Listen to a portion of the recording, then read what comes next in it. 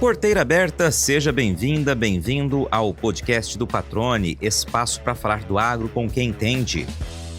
No estado que mais produz algodão, no país que lidera a exportação mundial do produto, um grupo de pequenos agricultores colhe com as próprias mãos a pluma que plantou. Enquanto máquinas de última geração cruzam lavouras com precisão milimétrica em áreas extensas do Cerrado Mato-Grossense, 12 famílias assentadas na Baixada Cuiabana fazem a colheita manualmente, em meio a árvores frutíferas, espécies nativas, pés de mandioca, de milho e folhas secas no chão. Essa produção faz parte de um sistema agroecológico agroflorestal, que tem apoio da Universidade Federal de Mato Grosso, em parceria com uma startup e uma gigante do varejo brasileiro. A proposta alia diversidade produtiva, autonomia no cultivo e uso exclusivo de insumos naturais, com rigor técnico, embasamento científico e foco na viabilidade econômica. A produtividade, claro, é menor, mas o valor da pluma chega a ser até 2,5 vezes maior que o do algodão convencional. E toda a compra é garantida pela rede varejista, que recentemente lançou a primeira coleção de moda do Brasil, feita com matéria-prima cultivada em sistema agroflorestal. Neste episódio, o professor Anderson Nobre, da UFMT, explica o projeto em detalhes, dos desafios aos aprendizados da pesquisa de base, e destaca a expectativa com o potencial de transformar a cotonicultura em pequenas áreas uma alternativa viável de renda para a agricultura familiar. Nosso convidado também responde dúvidas recorrentes sobre o assunto. Será que esse modelo realmente tem futuro? E mais, será que ele pode crescer sem perder a essência? As respostas você confere agora. Anderson Nobre, cara, que satisfação recebê-lo aqui no podcast do Patrone. Lhe agradeço, né? Você nesse momento está se recuperando aí de um contratempo, né? Um acidente recente, né? Graças a Deus está tudo certo contigo, cara. E fico feliz, né, por você estar conseguindo nos atender mesmo nessa circunstância, né? Isso significa também prestígio, né, com o nosso público que está acompanhando sempre aqui as conversas, ouvindo bastante sobre o agro, né, em todas as suas frentes, cara. Então, te agradeço, né, mais uma vez por ter aceitado o convite e nessa condição, né, que a gente nunca quer estar passando, mas faz parte da vida e você, felizmente, está tudo bem contigo, cara. Seja bem-vindo ao podcast do Patrone. Como é que você está? Amém. Bom dia, Luiz. Eu que agradeço aí a oportunidade de divulgar um pouco aí o trabalho nosso, o trabalho da Universidade Federal de Mato Grosso e todo esse processo que a gente vem construindo aí para trazer aí uma agricultura melhor para todos, né? Então, eu que agradeço, fico muito satisfeito de poder colaborar contigo e trazer aí alguma informação para seus ouvintes, né? Muito obrigado.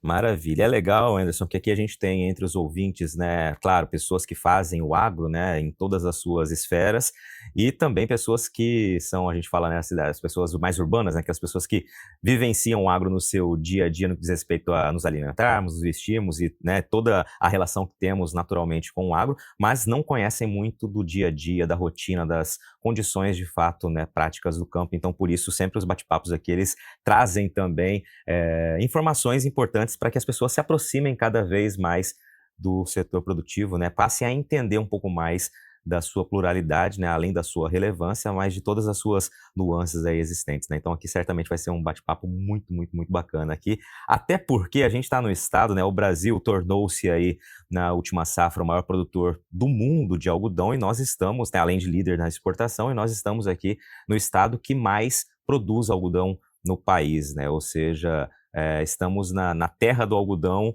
que tem os olhares do mundo para a gente quando a gente fala em algodão.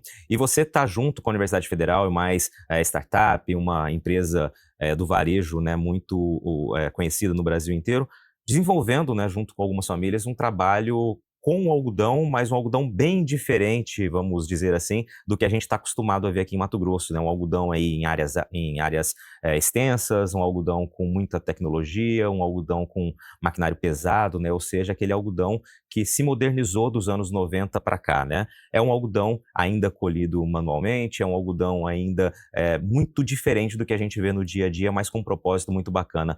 Vamos começar falando um pouquinho já desse trabalho e depois a gente vai detalhar ele mais, mas só para dar aquele gostinho para as pessoas que estão nos ouvindo já entenderem um pouquinho do que a gente vai trazer aqui hoje. Não, é isso, Luiz. Aí até pegando o gancho do teu público urbano que tu comentou, né? É importante a gente trazer informações mais claras para o pessoal que está na cidade, porque é, é importante que o público entenda e a partir das suas decisões de consumo, a partir das suas escolhas, eles também têm um grande potencial de definir e balizar e até cobrar para onde a agricultura deva ir, né? Como tu comentou, a gente é o maior produtor de algodão do Brasil, mas a gente tem algumas externalidades nesse processo produtivo que a gente vem tentando, a academia, né, os institutos, as instituições de pesquisa e até o governo, vem se pautando em como manter essa produtividade, atender essa demanda que a sociedade tem, porém em bases mais sustentáveis, né? Em bases que a gente consiga manter essa produtividade perdurando ao longo do tempo, mas sem impactar os recursos naturais que são tão importantes para a própria agricultura, né? A gente diz que a agricultura depende dos recursos naturais e por isso a gente precisa pensar estratégias de produção que resguardam esses recursos para ao longo do tempo, né? Então, nesse sentido, a gente vem pensando um algodão produzido por um sistema voltado para a agricultura familiar, né, que tem a sua importância também significativa na geração de alimentos para quem está na cidade, né, grande parte da alimentação que chega na cidade é produzido pela agricultura familiar, segundo o censo, né, do agropecuário do IBGE. Então, pensar em incluir essa agricultura familiar dentro de uma cadeia produtiva tão importante como o algodão está hoje no foco aí dos nossos trabalhos, dos nossos estudos, né? No sentido de incluí-lo e também pensar uma lógica produtiva que consiga aí, ao mesmo tempo, garantir a segurança alimentar, produzir fibras que tem uma demanda crescente pela indústria têxtil e, ao mesmo tempo, que a gente consiga aí manter esses recursos naturais ao longo do tempo, né? Então, nisso, a partir de uma demanda das lojas Renner, né, a maior empresa varejista do Brasil, juntamente com a startup Farfarm, a gente vem se debruçando a desenvolver o algodão agroecológico agroflorestal, né?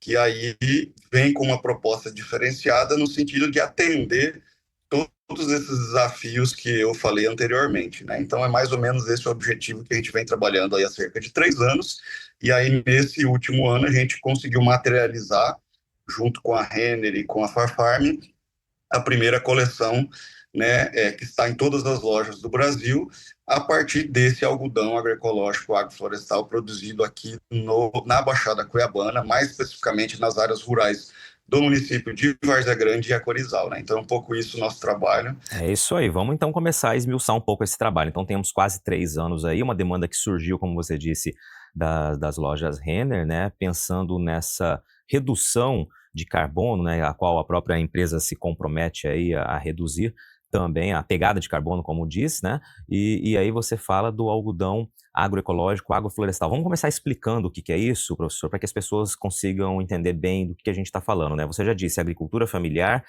incorporação junto à produção de alimentos, né? Então vamos pegar a partir daí. Quando a gente fala da produção agroecológica, é uma produção que ela vem a atender a pensar um outro caminho para a agricultura, onde a gente tem a utilização de insumos orgânicos e biológicos e a inclusão, né, da agricultura familiar dentro desse processo, né?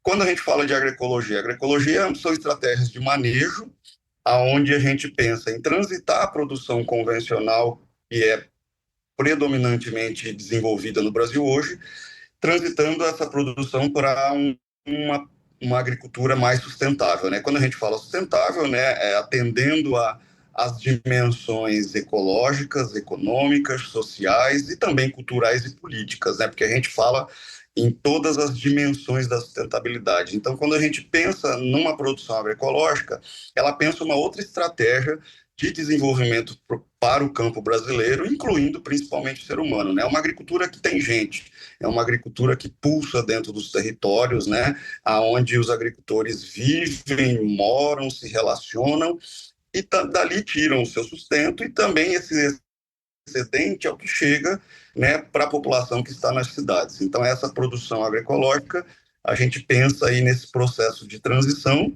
e dentro da transição agroecológica, que o Stephen Gleason, um professor da Universidade da Califórnia, ele cunhou esse conceito e, ao mesmo tempo, cunhou os passos da transição agroecológica, que primeiramente, a racionalização de insumos caros, escassos e danosos ao meio ambiente, geralmente oriundos do petróleo. Um segundo estágio, que é a substituição desses insumos por insumos ecológicos e disponíveis localmente. E um terceiro estágio, que é o redimensionamento do sistema produtivo de forma com que ele consiga se perdurar imitando o ecossistema natural e com isso tendo ali, trabalhando numa lógica de automanutenção, né? Que seria um redesenho desse ecossistema para que ele funcione a partir desses processos ecológicos, igual funciona num ecossistema natural. Por exemplo, a gente não aduba uma floresta, a gente não faz controle de praga e doença em uma floresta, porque ele tem uma série de mecanismos ecológicos que se autorregulam, né?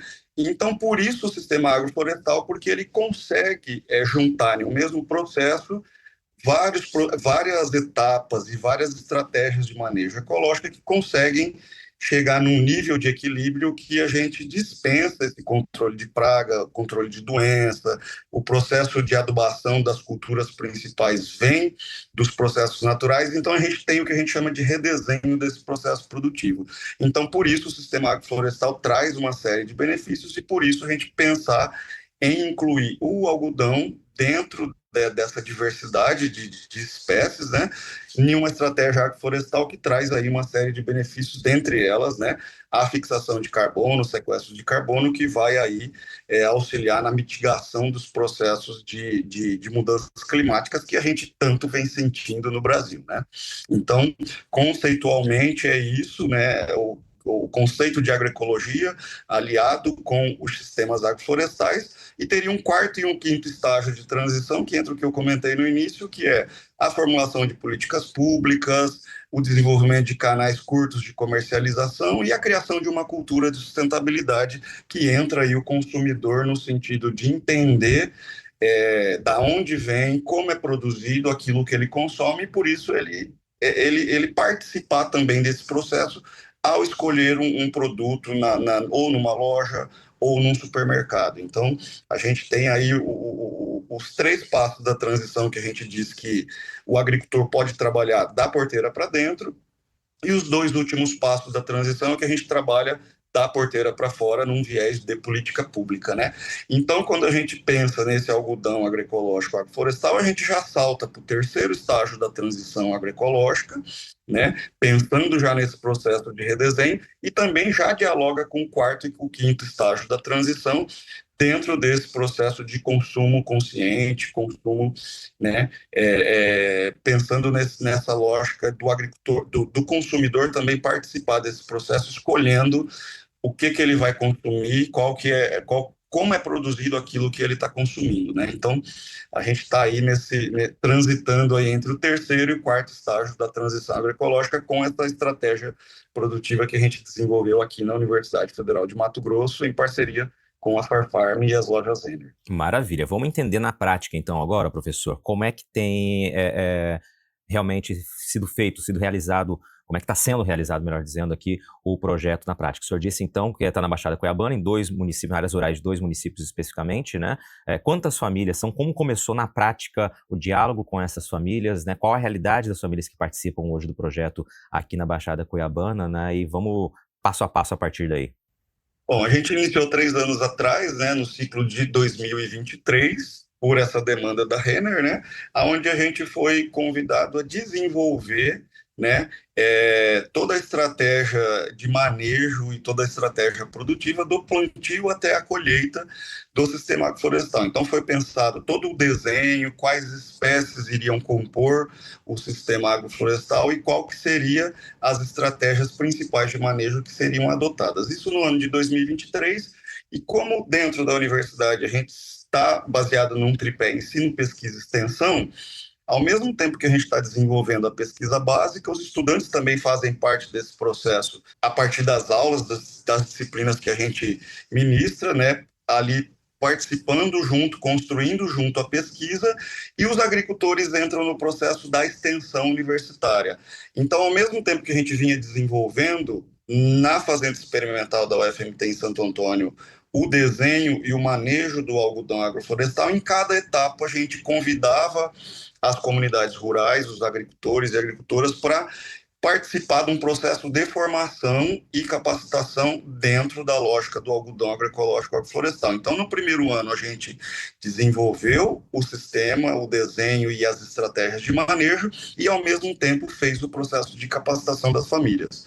No segundo ano, a gente veio aperfeiçoando esse sistema de desenho e manejo e já foi para as comunidades rurais, iniciando o plantio junto com as famílias em suas comunidades, a partir dos seus objetivos, a partir das demandas locais, que aí já é uma lógica de colocar a pesquisa básica no campo, né, a partir da realidade dos agricultores, né?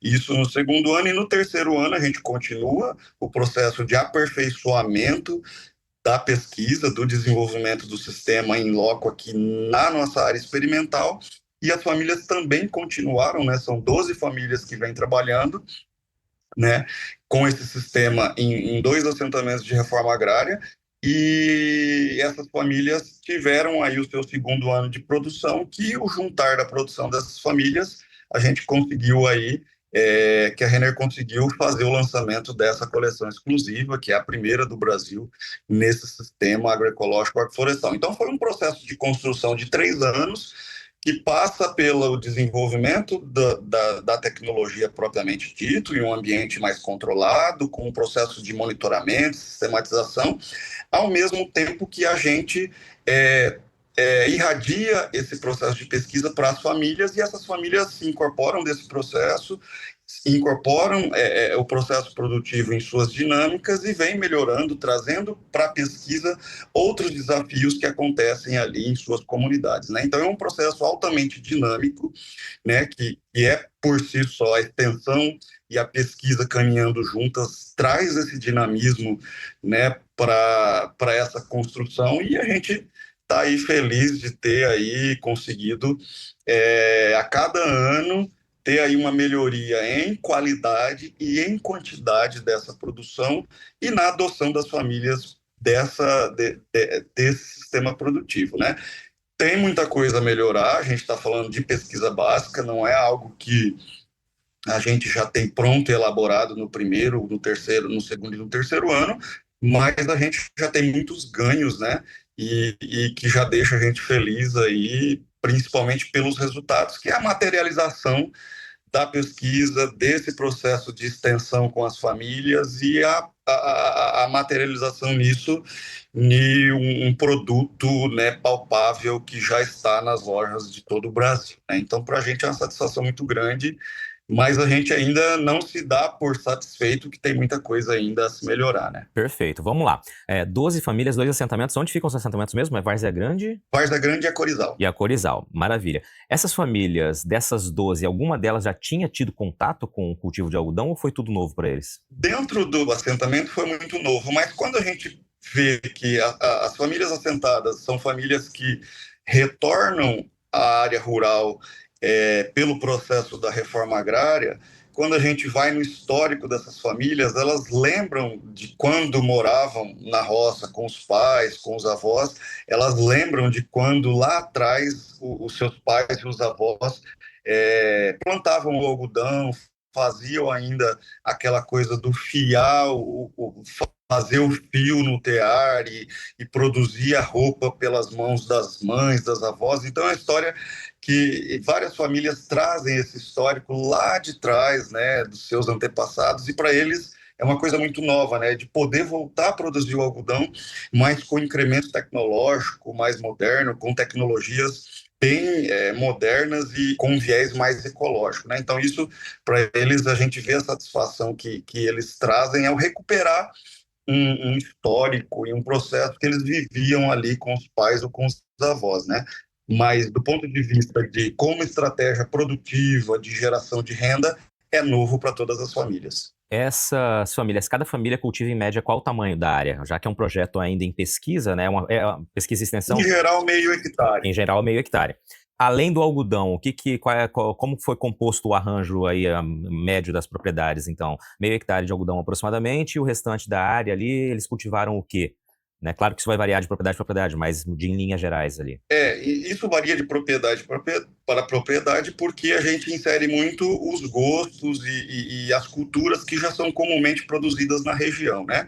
A gente sabe que na Baixada Cuiabana tem muito peso a mandioca, o milho, a banana, e essas culturas estão praticamente em todos os sistemas, né? O sistema agroflorestal, ele vai compor de linhas de árvores, né? Frutíferas, nativas e madeiráveis, né? Em linhas ali de 12 a 14 metros, e entre essas linhas de árvores a gente tem ali 12 linhas de algodão produzido, né, durante 5 meses, e no período que as famílias fazem a colheita do algodão, sai o algodão e entra as culturas de soberania alimentar, que é o milho, as caixarias, né, a mandioca, coisas que eles já cultivam comumente ali em seu histórico, né?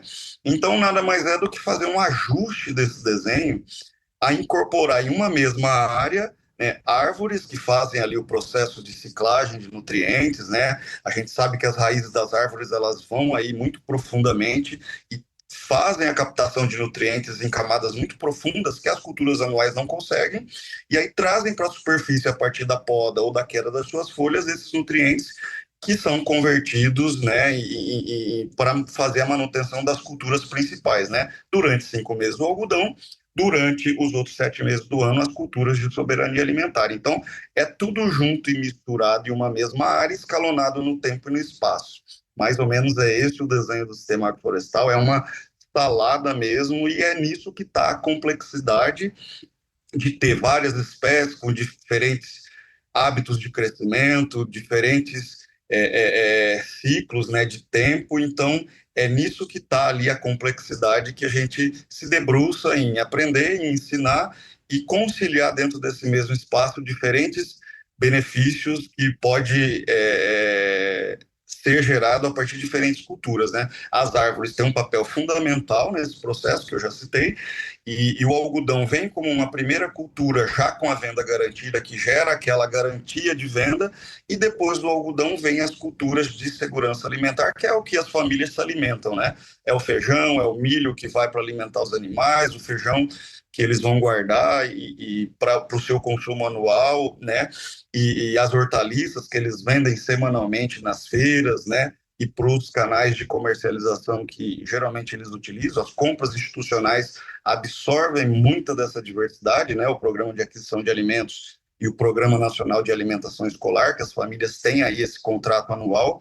Então, é uma verdadeira salada que cada cultura traz o seu objetivo, traz o seu benefício para as famílias, e a gente não tem ali o agricultor dependente de uma única cultura, né? Como a gente sempre costuma dizer, né? Se coloca todos os ovos em uma cesta só e essa cesta cai e quebra, ele perde tudo, né? Então, com o sistema agroflorestal, ele tem um melhor aproveitamento da mão de obra durante o ano, né? Tem diferentes culturas que são comercializáveis durante todos os meses do ano, e tem lá os seus benefícios ambientais também, como a melhoria do solo, das condições de solo, dos micro-organismos do solo, do controle biológico de pragas e doenças, tudo isso proporcionado pela diversidade que é materializada pelo sistema agroflorestal, né? Então parece um pouco complexo, mas é uma bagunça organizada. O produtor rural que nos acompanha sabe muito bem que nenhuma safra é igual à outra. O tempo, o mercado, o time, muita coisa muda. E é aí que entra algo muito importante: poder contar com uma empresa de confiança que preza pela qualidade. há 25 safras, a Agrosol segue inovando. A equipe em campo faz um acompanhamento criterioso das cultivares escolhidas para o portfólio de sementes da empresa e ainda atua com um cuidado especial durante a entre-safra, como a realização de testes de qualidade e armazenagem em ambiente adequado. Assim, quando chegar o momento certo, a melhor semente estará pronta para ser cultivada. Agrosol Sementes, há 25 safras, gerando prosperidade ao campo. Você está ouvindo o podcast do Patrone. Agroinformação com quem entende. Agora vamos para os pontos práticos ali da atividade, né? Vamos lá, cultivares, né? Quais tipos de cultivares vocês utilizaram durante o plantio dessas áreas? Manejo, né? Me fala um pouquinho do manejo. Aliás, o cultivo foi feito de que maneira, né? Prática pelos produtores, né? A gente está falando de áreas pequenas, né? Para meio hectare, evidentemente, o pessoal que está nos ouvindo não vamos ter aquelas grandes máquinas, né? Semeando e depois nem colhendo, como eu citei aqui anteriormente, colheita manual. Então eu queria que o professor explicasse um pouquinho, né? Do manejo, né? Desde o plantio até a colheita, porque é também um desafio, né? E como o senhor disse, né? É pesquisa e extensão, ou seja, é a partir dos desafios práticos que vão sendo buscadas as soluções para tornar esse projeto, né, sempre viável ali de médio e longo prazo. A gente vem trabalhando até hoje com a variedade aroeira, né? É uma variedade de 2002, ela é um pouco antiga, mas é uma variedade mais rústica e por isso a gente fez o início do processo todo com essa variedade. Por que a escolha dessa variedade? Foi por conta da experiência da Farm em outras regiões do país e por conta da rusticidade que essa variedade tem, né? Tanto que já está no nosso planejamento para o próximo ano trabalhar com variedades mais novas, né? Variedades já mais recentes que já trazem aí um salto tecnológico de produtividade que a gente vai aí tentar trabalhar para o próximo ano um desenvolvimento de um teste de variedades para ver se a gente dá um salto de produtividade a partir de variedades mais novas, né? Tem algum tipo de variedade que vocês não podem utilizar? Dentro da produção orgânica, agroecológica, segundo a instrução normativa do Ministério da Agricultura, nós não podemos trabalhar com variedades híbridas e nem transgênicas, né? Porque não é permitido na legislação de orgânicos do Brasil, né? A gente segue toda uma legislação instituída pelo Ministério da Agricultura e por isso a gente vai trabalhar com o que chamam das variedades convencionais, né? Inclusive é uma limitação porque no estado quase não se utiliza mais essas variedades convencionais, né? Quase todas são híbridas ou transgênicas, né?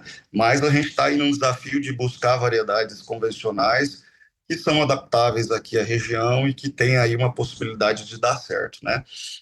Então, pensando na variedade, a gente trabalha com essa variedade aroeira, a gente conseguiu, em todas as fases do processo, mecanizar, né, todas as fases do processo, desde o plantio, né, até o manejo de pragas, o manejo de plantas espontâneas. A única etapa que a gente não conseguiu mecanizar é a colheita, em função da gente não ter maquinário que consegue fazer, né, a colheita desse algodão agroecológico.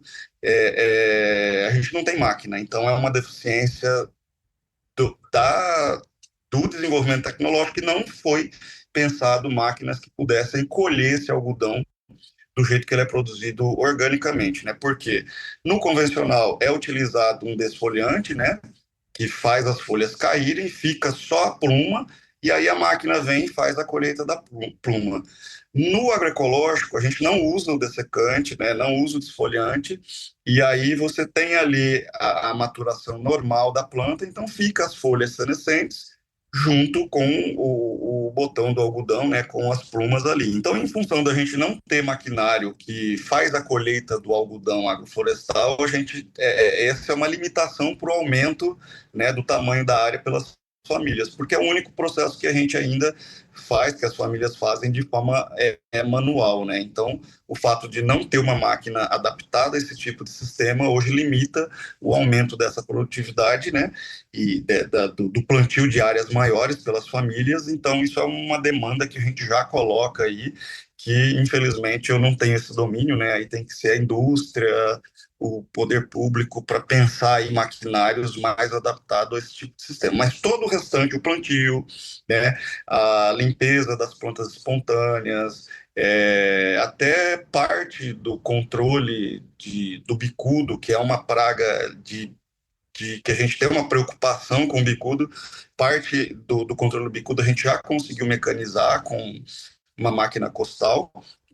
Então, infelizmente, só a colheita a gente não conseguiu fazer o processo de mecanização, né?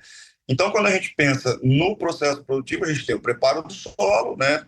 Preparo do solo normal, a gente fez aí a correção das áreas a partir de análise de solo, né? A gente sabe que nas áreas de cerrado o grande limitante é fósforo, então a gente fez aí uma correção com fósforo, né?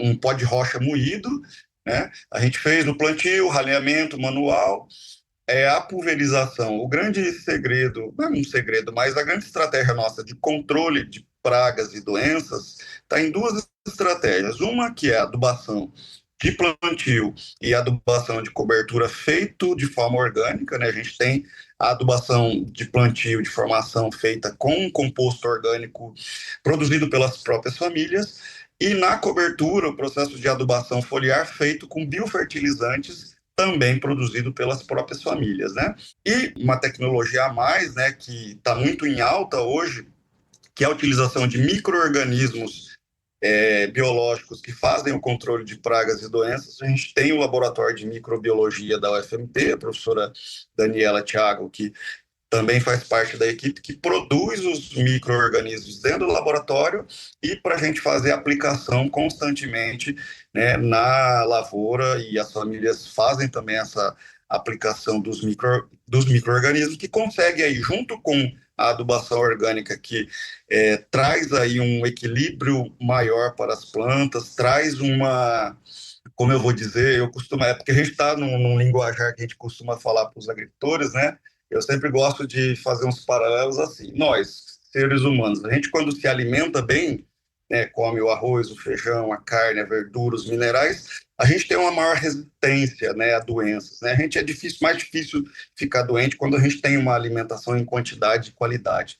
As plantas são a mesma coisa. Se ela tem ali uma alimentação balanceada, se ela tem todos os nutrientes necessários para o seu pleno desenvolvimento, ela também vai conferir uma maior resistência a pragas e a doenças. Por isso, a adubação ecológica ela fornece naturalmente essa maior resistência que, agregado aos micro-organismos, né, produzidos, né, e aplicados constantemente, conferem aí quase nenhum nível, quase não, a gente não teve nenhum nível de dano econômico no cultivo do algodão durante os 3 anos. As pragas, elas estão ali, mas também estão ali os inimigos naturais que controlam essas pragas, né? Então a gente tem o que a gente chama de um equilíbrio dinâmico similar ao que acontece em uma floresta, né? A gente tem ali o bicudo, a gente tem o pulgão, a gente tem, né, o percevejo manchador, mas ele está ali num nível de controle porque tem outros mecanismos que fazem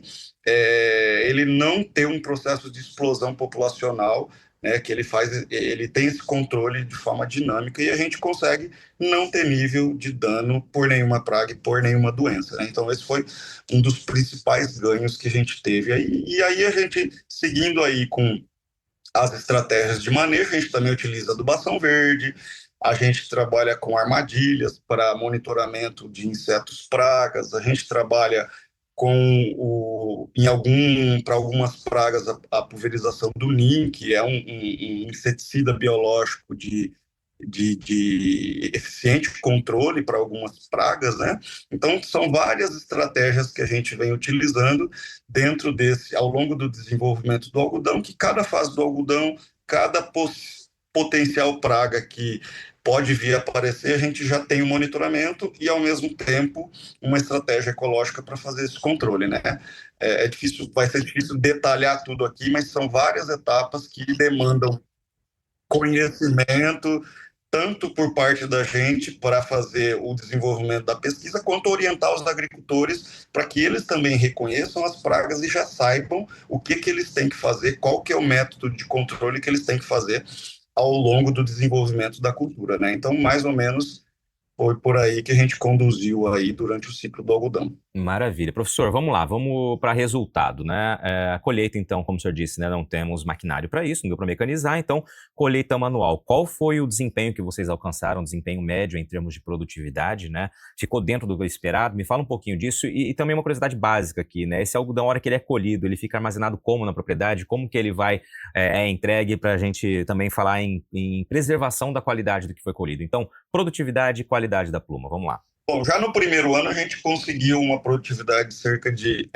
no primeiro ano o foco não foi a produtividade e até agora a gente não vem trabalhando com foco na produtividade.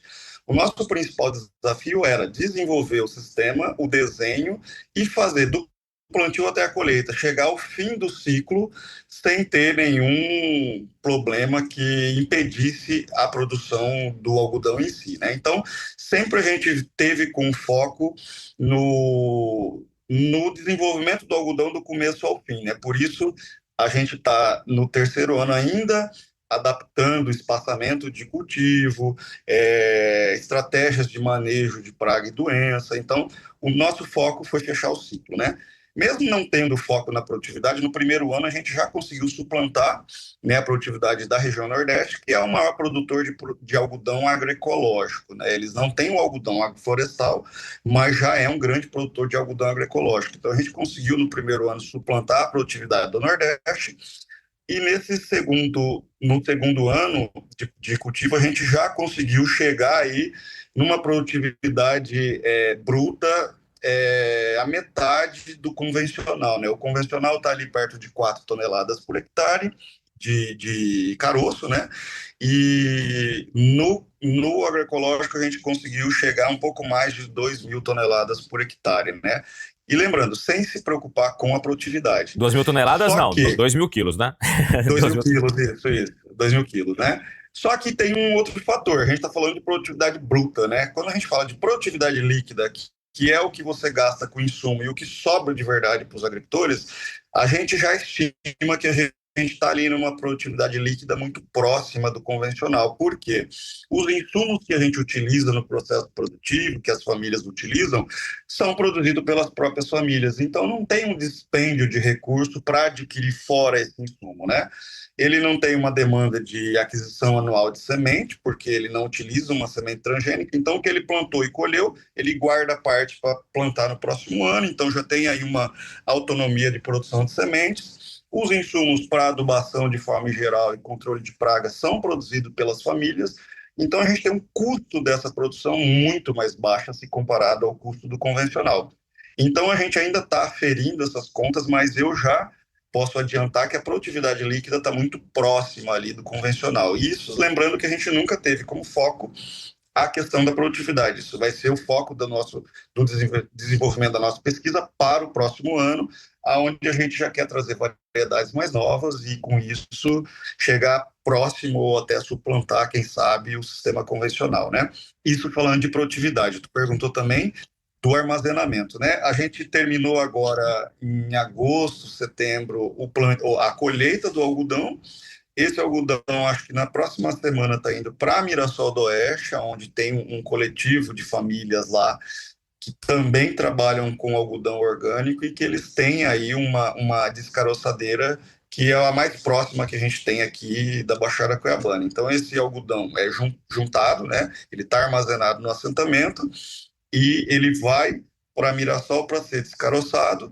O caroço volta para as famílias, né? Parte elas guardam para fazer o plantio no próximo ano, parte vai para a produção animal, né? Vai para virar alimentação, né? Animal. A torta do algodão é uma fonte, né, muito boa de proteína animal. Isso também incrementa ali o processo da renda das famílias. E depois de descaroçado, a pluma segue, aí já é uma responsabilidade da própria Renner de levar para fiação, para transformar em fio, né? Aí a gente já não está mais à frente desse processo quando faz a entrega da pluma pela cooperativa, pela associação, para a Renner, aí esse processo já fica sobre a responsabilidade da Renner, né? Como o senhor disse ali, né, a compra desse produto já está garantida por conta do projeto, né? Hoje, o que é o valor aproximado que as famílias têm recebido? Lembrando, né, que apesar do custo ser menor, como o senhor disse, né, com relação ao algodão dito convencional hoje, que a gente vê a maneira convencional de se plantar algodão hoje, que é toda tecnológica, mecanizada, enfim, ele é um produto nichado, então ele é um produto que vem com valor agregado, né? Me fala um pouquinho disso. Acho que no último a gente ainda não tem os valores dessa safra, né? A Renner, ela faz o cálculo anual dos custos de produção, né? Uma estimativa dos custos de produção para definir um valor, mas do ano passado estava mais ou menos 2,5 vezes o valor do convencional, né?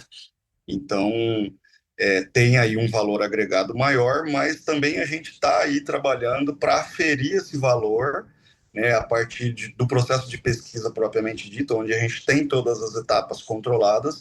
A gente está aí no desenvolvimento de uma aferição desse valor para chegar aí à discussão de um valor de preço justo, tanto para a Renner quanto para as famílias, né? Que aí seria o preço que cobre os custos, cobre a remuneração da mão de obra das famílias e um valor a mais aí pela rentabilidade do processo em si, né? Então, a gente está ainda nesse processo. A Renner paga 2,5 vezes, mas a gente está aí, a universidade, nesse processo de aferição desse valor, para ver se é isso mesmo ou não, ou se tem que ser mais, tem que ser menos. A gente ainda está nessa discussão, mas de antemão, o valor pago pela Renner cobre os custos básicos, né? A gente está aferindo aí para ver se nesse valor está entrando a remuneração da mão de obra das famílias, né? Você está ouvindo o podcast do Patrone, agroinformação com quem entende.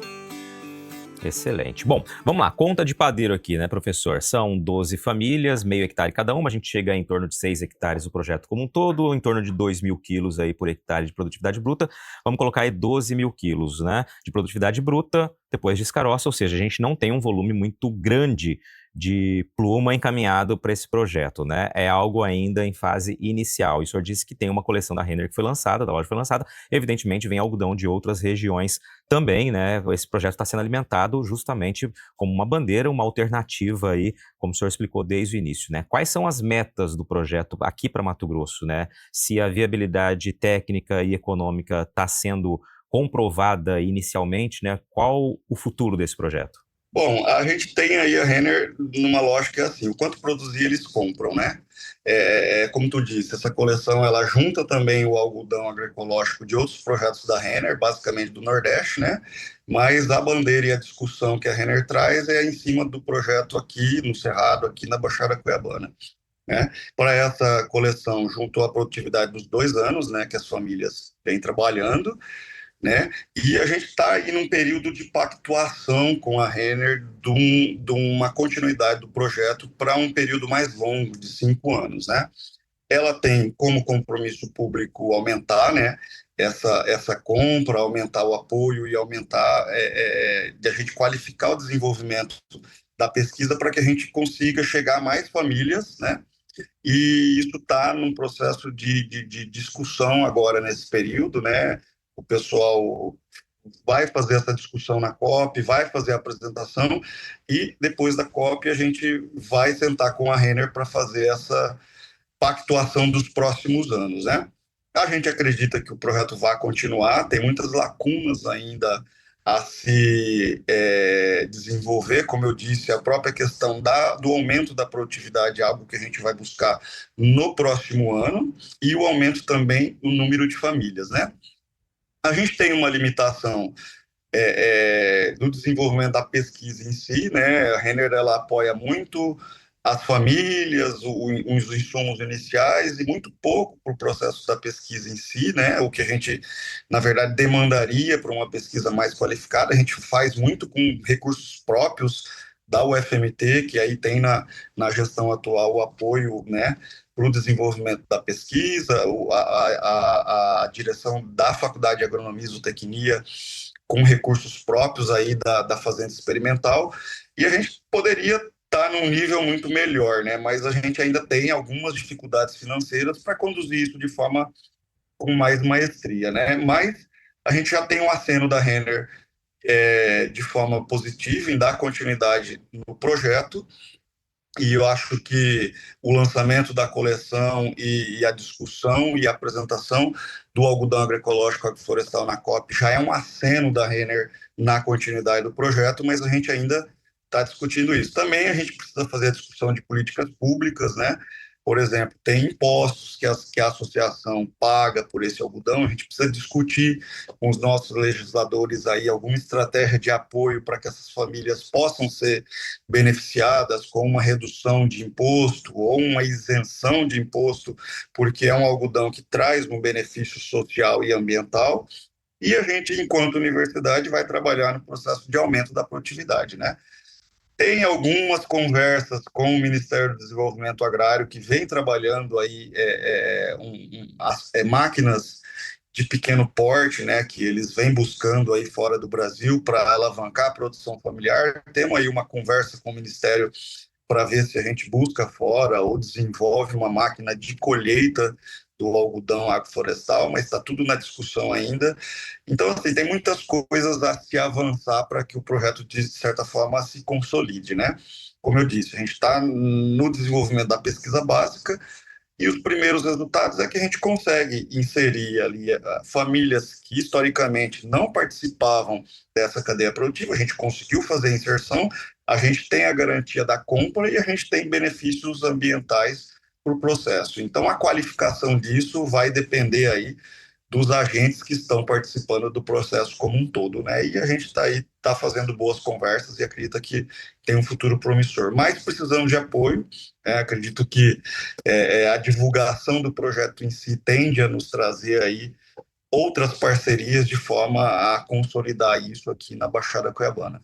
Muito bom, professor. E eu acho bacana, né? Tem um ditado que diz que o sol nasce para todos, né? Ou seja, é mais um exemplo, e nesse estado em que nós estamos, especialmente, né? Que tem muito sol para a gente ter, né, de fato, várias oportunidades, né? E tudo demanda, claro, de um trabalho que começa exatamente como esse começou, né? Com uma provocação, com uma possibilidade e com pesquisa envolvida, né? Porque as pesquisas sempre nortearam, né, o desenvolvimento da nossa agricultura, da nossa pecuária, em especial aqui no Cerrado, e esse é mais um projeto, né, que tende a se tornar viável, dada a proporção e também a realidade, e depende, claro, evidentemente, de incentivo e divulgação. Por isso a gente está aqui também tentando contribuir de alguma forma, e parabenizo o trabalho que vocês estão fazendo, né? Encontrar maneiras de tornar ainda mais viável a produção em assentamentos, né, a sobrevivência e a oportunidade também de buscar valor, né? Agregar valor ao que se produz ali no campo. Muito bacana essa iniciativa.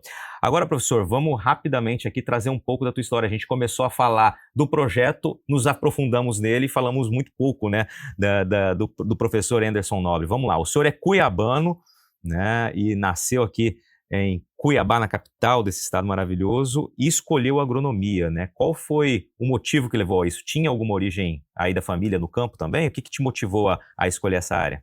Não, pior que não. Eu sou, como tu disse, cuiabano, nascido e criado aqui, urbano, né? Meus pais são trabalhadores, né, da cidade e, na verdade, a agronomia foi um erro de percurso, porque, na verdade, eu queria fazer veterinária e não consegui entrar na veterinária e acabei passando na agronomia. Ainda bem que me encontrei na agronomia, me encontrei nesse processo, tanto que no desenvolver da minha carreira me tornei professor da UFMT, uma universidade onde eu me formei, né? Só que nesse percurso entre sair agrônomo da UFMT e voltar docente da UFMT, eu percorri aí 15 anos entre o Brasil e o mundo, me qualificando, né?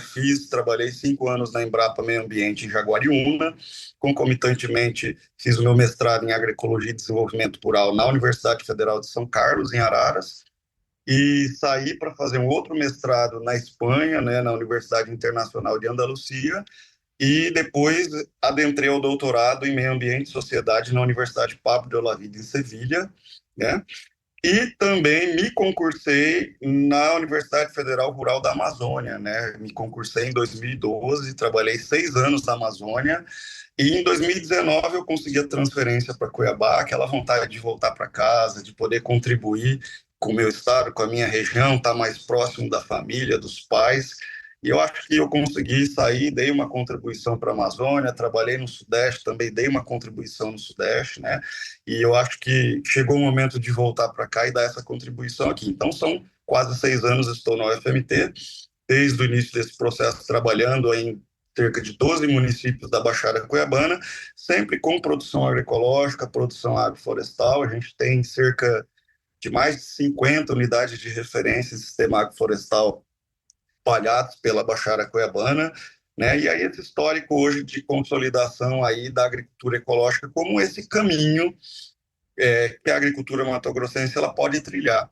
Nós falamos muito do algodão voltado para a agricultura familiar, mas a gente não pode deixar de esquecer, não pode esquecer que a pesquisa básica também traz elementos para a agricultura em grande escala, né? Então, se a gente precisa transicionar também a agricultura em grande escala, esse projeto nosso, essa pesquisa nossa, também vem a trazer alguns elementos aí de possibilidades para a agricultura em grande escala também.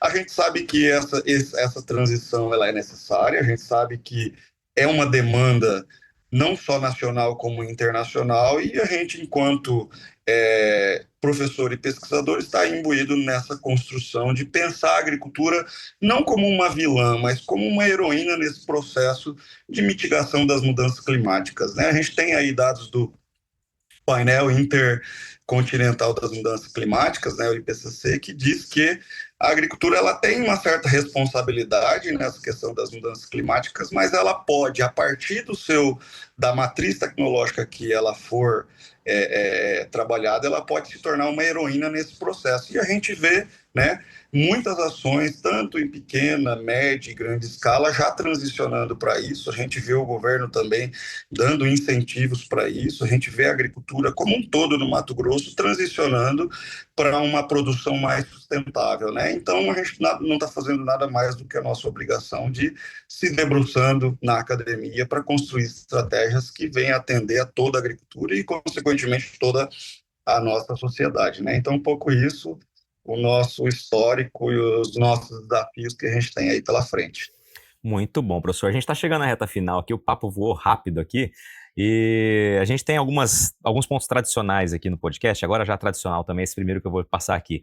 Eu queria que o senhor trouxesse 3 frases, 3 orientações do professor Anderson sobre o tema que a gente trouxe aqui, para que o pessoal que está ouvindo deixe bem memorizado. E 3 pontos legais desse bate-papo que o senhor queria deixar para todo mundo aí memorizar. Como eu disse, acho que eu já até comentei deles, né? Acho que um importante é pensar que a agricultura ela pode ser olhada de uma outra lógica, né? A agricultura ela pode trazer muitos benefícios, né? A gente sempre diz, né, que se o campo não planta, a cidade não janta. Então a agricultura ela tem a sua importância, independente da escala, ela tem a sua importância para a sociedade como um todo, né? Pensar essa agricultura em bases sustentáveis também é um caminho, né? A gente diz que não é nem alternativa, né? O caminho para onde a gente precisa trilhar, porque o próprio Gliessman diz, né, que a agricultura depende dos recursos naturais. Então, se a gente mantiver uma agricultura que degrada os recursos naturais, a gente está dando um tiro no pé. A gente não tem agricultura sem recurso natural. Então, pensar essa agricultura que mantém esses recursos de forma para as próximas gerações hoje a estratégia para a gente pensar no desenvolvimento da sociedade como um todo, né? E voltando para o teu público consumidor, né, para o seu público da cidade, né?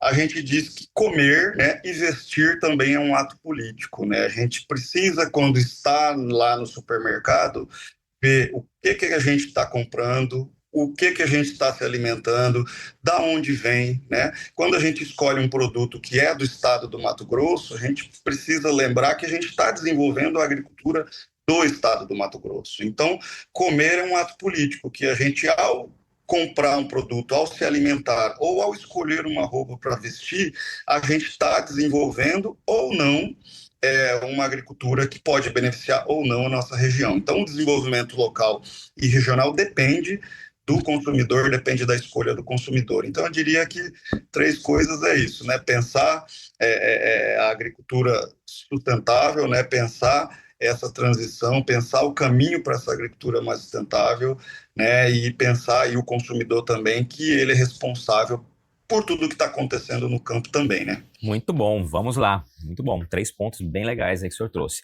Agora vamos a uma outra pergunta tradicional. Qual a pergunta que o professor Anderson Nobre gostaria de ter que responder um dia que ainda não foi feita a você? Luiz, a gente a todo momento tenta se ater que a sociedade ela pode ser um pouco melhor, né? A gente vê tanta coisa ruim acontecendo aí, tantas coisas que a gente não gostaria de ver. E eu acho que, por exemplo, se me perguntasse assim, a solução para a fome no mundo, a agricultura ela tem essa resposta. Se a gente perguntasse a solução para a população pobre no mundo, a agricultura tem essa resposta. Se a gente perguntar como que a gente pode manter o planeta habitável para toda a população, a gente tem na agricultura essa resposta. Então, eu sou muito otimista que a gente já tem essas respostas do ponto de vista técnico e científico. Falta um pouco de escolha da sociedade em trilhar esses caminhos, né? Escolha política, escolha enquanto consumidor.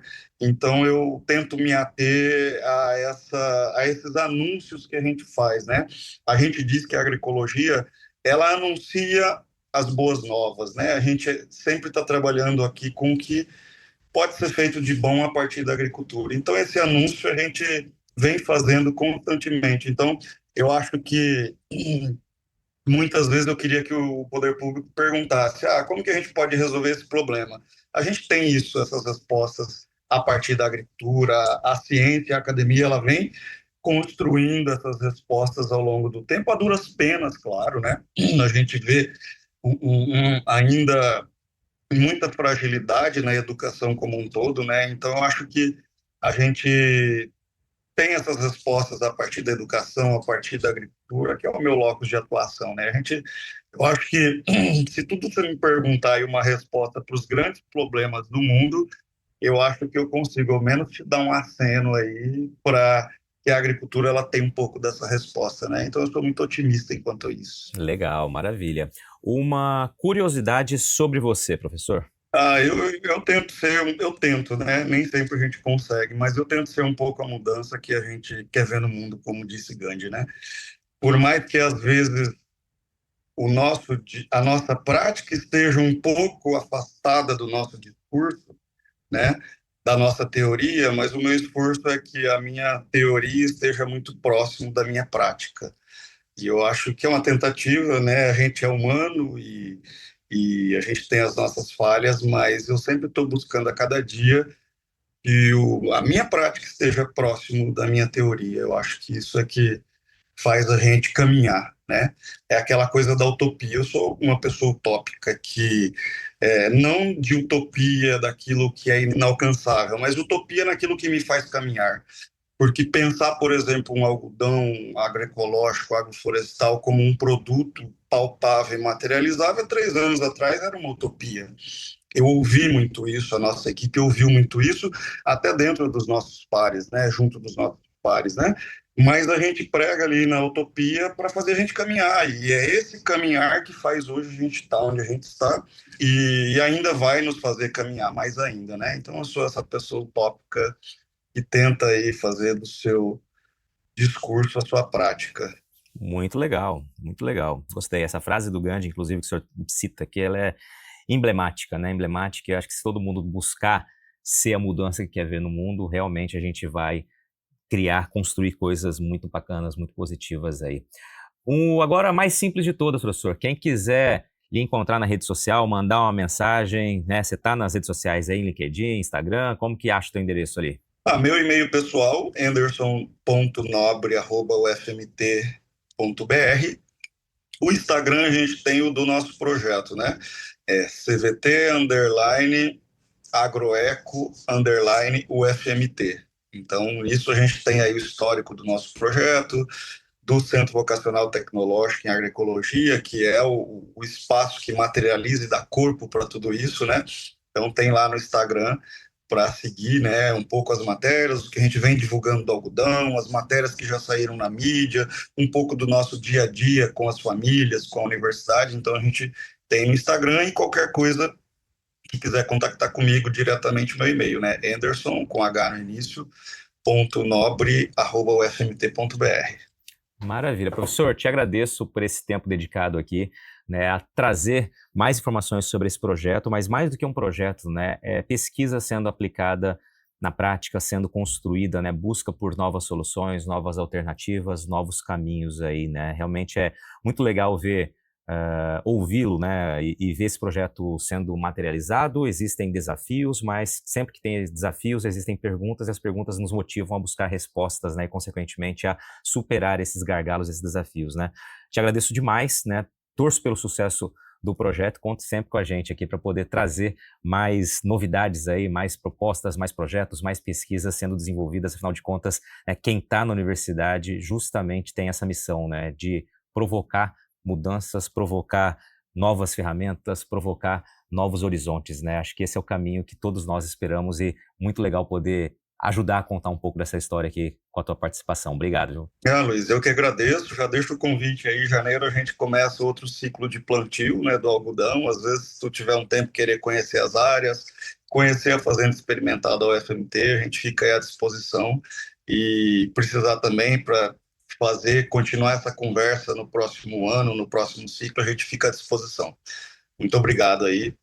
Parabéns pelo espaço, parabéns pela construção para divulgar aí a agricultura no Estado, que é uma estratégia de desenvolvimento para o Estado, é a agricultura, né? A gente precisa só pensar em quais bases a gente vai desenvolver essa agricultura, e a gente sempre preza por uma base mais sustentável, né? Eu acho que a ciência, de forma como um todo, está imbuída nisso, e eu acho que vai ter muitos ganhos nos próximos anos e nas próximas décadas. Muito obrigado. E aí, gostou do bate-papo? Então dá aquela força e compartilha essa entrevista com os seus contatos. E olha, aproveita para mandar aquele feedback dizendo o que você está achando do podcast do Patrone. Pode criticar, elogiar, sugerir temas e pessoas para dividir boas histórias aqui nos próximos episódios. É só enviar uma mensagem lá no Instagram para @LuizPatrone que a gente troca uma ideia, viu? Então, gente, sucesso da porteira para dentro, força e fé da porteira para fora, e vamos que vamos! Você ouviu o podcast do Patrone, agroinformação com quem entende.